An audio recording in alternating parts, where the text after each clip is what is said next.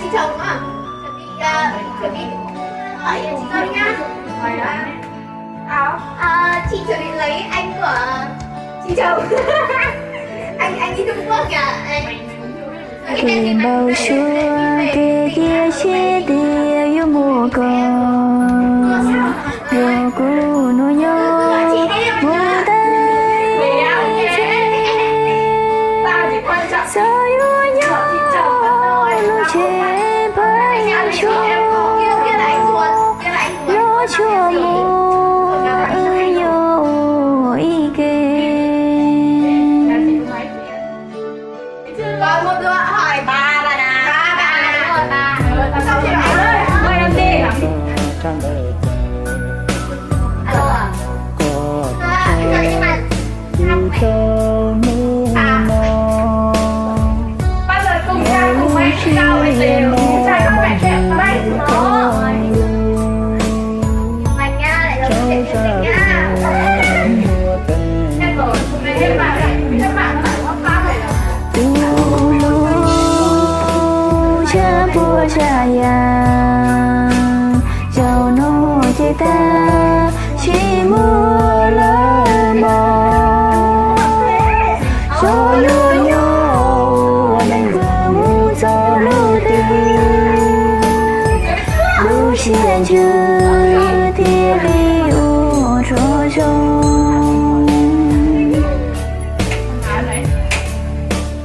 alo anh ơi cô tìm có việc bận đấy anh ơi anh gọi vào số máy của mình thì không gọi ý gọi ai anh gọi em à anh vừa gọi nghe em nói đâu anh ơi ý uống thôi anh ơi đau bụng ốm đang nằm liệt trên giường rồi anh ạ. Vâng nhẹ nhẹ có đâu nó có lo chỉ suy tao chỉ yêu sao mong đây đã chỉ có yêu ta sao cho cái lùi ta đau lòng cú thiệt có chiều ý sẽ đến anh không có điều này mà đi chứ là em còn chuyển lời chứ bây giờ là mình làm rồi đấy bạn lại ốm mà đi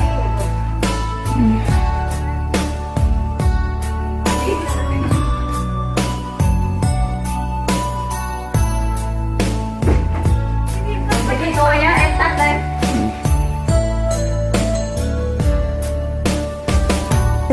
cô lũ cha bố cha ya giàu nó chế ta chỉ mua lỡ mò cho yêu nhau anh mở hú gió nô tươi lưu chia chia thì lưu cho chồng.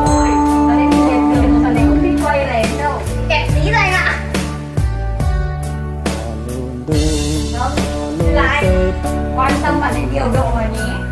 Tâm điều độ. Bạn ấy bảo với em là bạn ấy bị đau bụng mà. Vâng em, đấy là điều chắc chắn với em. Kiểu em, có nhiều người chọn em lắm. Em không chọn người. Bác sĩ thì em chọn. Này là bác sĩ nhiều quá đấy.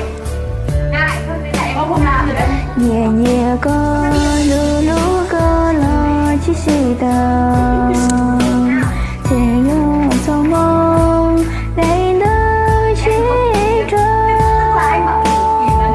yêu ta sao cho cái lùi ta đau lòng cứ thiệt có chiều ý sẽ đến em chả em không có bắt gì đâu mà em chả em nói là bạn ấy ngủ rồi em không ngại đâu anh ấy đi bạn em bảo bạn em không ngại đâu anh ạ.